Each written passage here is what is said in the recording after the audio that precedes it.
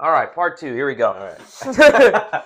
He told his parents that he wanted to go back. I'll stitch Yeah. the 2 videos together, or I'll. I think I can do that in YouTube Studio. I have to look. You'll get If fine. not, we're going into part 2. Go ahead. And so That's what I get for trying to clear the screen. Let's Yeah. try this again. Oh, Very close. Very. Sorry, guys. I'm filming on my iPhone, you got it. You got and it. I keep getting notifications. Yeah. Go ahead. So we went back, and this time I liked it a lot more. A lot more.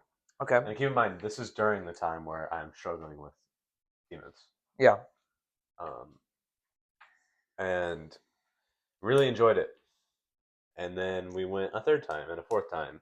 I was scattered throughout the months. Mm-hmm. Eventually, it was just me and my dad going because my mom and my sister didn't care at the time. Yeah. They cared, but they did not care. Sure. If you know what I mean. Yeah. They were just. Yeah. Yeah. So, and then I went on my own a few times because my dad couldn't go or he didn't want to. Most of the time it was because he couldn't. So for those of you who don't know, Mission of Divine Mercy is a very trad Catholic church. It is very traditional. Like I'm talking Latin Mass, Latin Rite. I don't know if they do the full Mass in Latin. They do. Okay. Yeah. The homily is the only thing in English. Yeah. So it's very much Latin Rite Catholicism. And people are like, well, what does that mean? It means, and they're like, isn't it all Latin? No. This is like the preservation of the Catholic actual tradition. It's as traditional as the Catholicism can get. Yeah. Just part of why every woman is wearing a veil, like without fail. It's like if you went to a pre-Vatican II, isn't it still the altar still facing away? What do you mean? Like the priest is facing away from the crowd. Yes. The priest will only face the crowd during the homily. Yeah. And what and a blessing. Yeah. There's a couple times, but he's almost always facing away. Yeah. With us, praying or.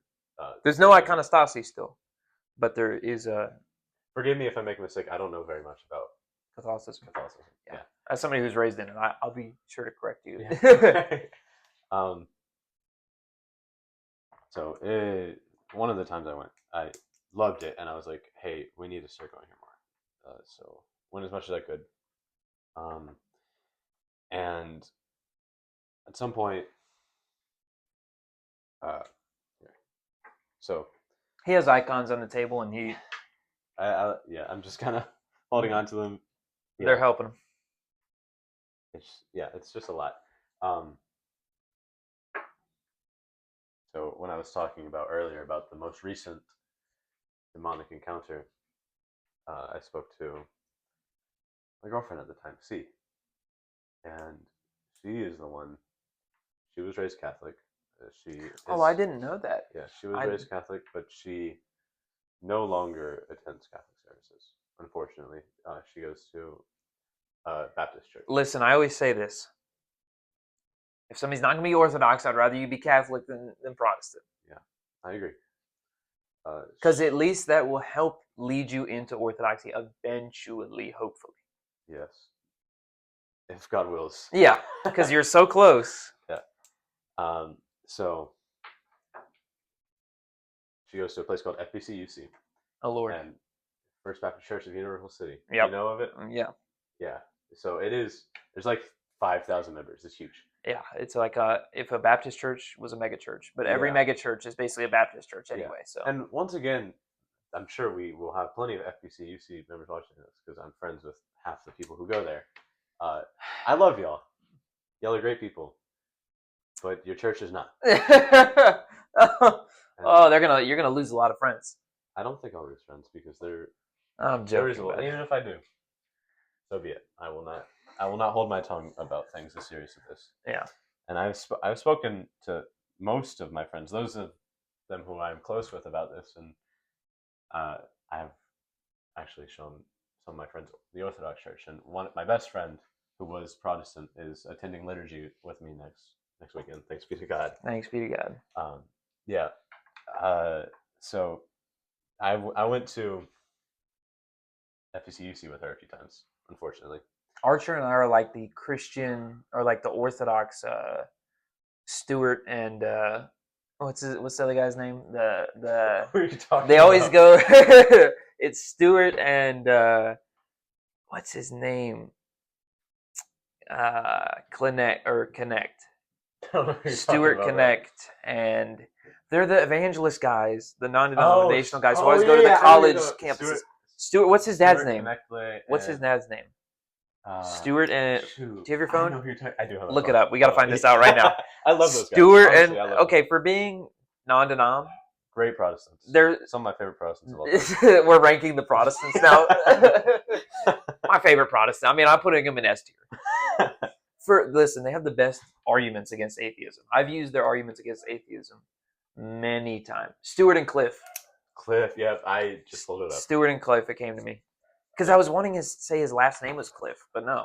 Yeah, Cliff Connect. We are the Stuart and Cliff Connect of orthodoxy when it comes to workplace environment of evangelicalism.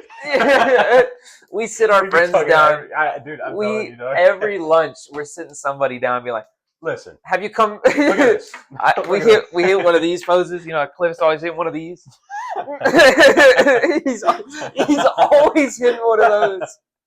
Every single time he hits them with one of these. No. Let me tell you. No. That's not intellectually honest. That's what he does every time.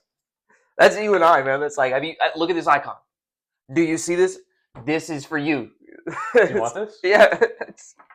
That's us every single lunch, man. I swear. I love it though. I love the people we work with, man. Me too. I was talking to I won't say his name, but I think you know who I told you about him. I was talking to Mr. K about it, and he seemed really interested. He was like, I always did like the Orthodox guys, and I was like, yeah, well, I was like, come to liturgy, and he was like, oh, I might, and I was like, come to Bible study. You know what I'm talking about, right? Mr. K. Obi. Oh. Yeah. Really? A little bit. I love that. I know. You got to talk to him a little bit more. I will. I love that guy. Let's get into. Oh, go ahead. Never mind. No, go ahead. It's not important. Okay. I was just going to talk more about my workplace. Let's talk a little bit about. I don't want to out Chick-fil-A in the podcast. I'm so sorry. I actually do want to cover a little bit more about. Let's talk about it. Absolutely. About the mass. Absolutely. So. Yeah. C, my girl at the time, was the one. Because this is going to lead immediately into that, so let's just cover two birds with one stone and go straight one to the other. Though I was going to talk about C next. Awesome. Yeah. All right. So. That's gonna be a heavy one too. Yeah, that's gonna be.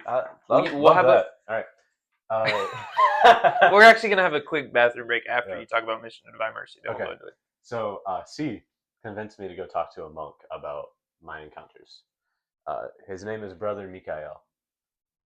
Is he a friar or is he Franciscan? What is he? Franciscans are the ones that they wear the brown cassock with the rope around their waist. Yeah, those are Franciscan monks. He was a wonderful man.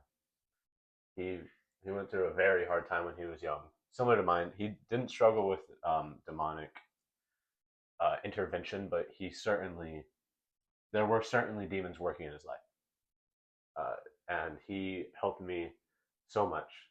He told me the story about St. Paul, where St. Paul was struggling with attacks from Satan and his demons, and he prayed to God asking to remove them from his life. Yeah. And God effectively said no.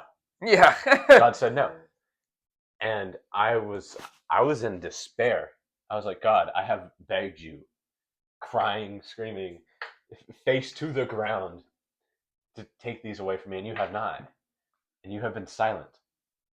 And he told me that story, and it was like earth-shattering for me to know that one of the greatest... Where did you find the Franciscan?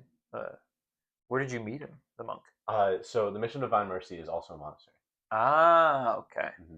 That explains it. Yeah. So continue. I'm sorry. I just wanted to clarify that. There's not too many monks there. I think there's only 2 right now. Really? One of them is a hermit. He never comes out. I respect that. Yeah, and Theophan the Recluse is one of my top 10 Orthodox saints. I put him on the S tier list of saints. And then Brother Mikael is the other one, and he participates in the mass. and he is very active in the the lives of the parishioners. That's great. So yeah, I talked to him. I wish we had that. Yeah, I do too. I wish we had more asceticism and more monasticism in America, and I hope it continues to grow. Absolutely. We'll get into that too. Yeah, and I walked around the campus with him because it's in Canyon Lake. It's in a mountain. It's on very hill country. We walked for like an hour and 30 minutes around the property, just talking, and that story of St. Paul, him telling me that and saying that, God is saying no to you, like He's putting you through this intentionally, and yes, he straight up said that. Well, pretty much. Yeah. And he didn't use the word. In more words. Yeah, he didn't use the term "the left hand of God," but effectively, that's what he was saying. Yeah. God is putting me through the struggle. He is using this evil as a way to bring me closer to Him. Yeah. And mysterious ways. After speaking to him, and also the night before this, was the huge incident. And I had asked my mom to pray for me for the first time, and which is why I said earlier, speak to your parents, because she prayed for me and they went away. She prayed, Lord, protect my son, cast these demons away. Saint Monica, the prayers of the mother. Nothing like it. They went away immediately, gone. Because they're so sincere. There's nothing like it. Yeah, and yeah. So talked to the monk, and he helped me get through the rational part of it. Yeah. And I think me accepting that it is God's work, and me sitting down and saying, okay, this is a good thing. Yeah. It sent them away. It cast them away. Because they're like, we failed. God won. Yeah. God won. And I'm so grateful. Glory to God. Glory to God, man. So grateful. And so the mission of Divine Mercy will always hold a special place in my heart. As we'll see. See, my before we talk about that, we're going to take a quick couple-minute bathroom break, wash your face, stretch your legs a little bit, because C is going to be another heavy topic.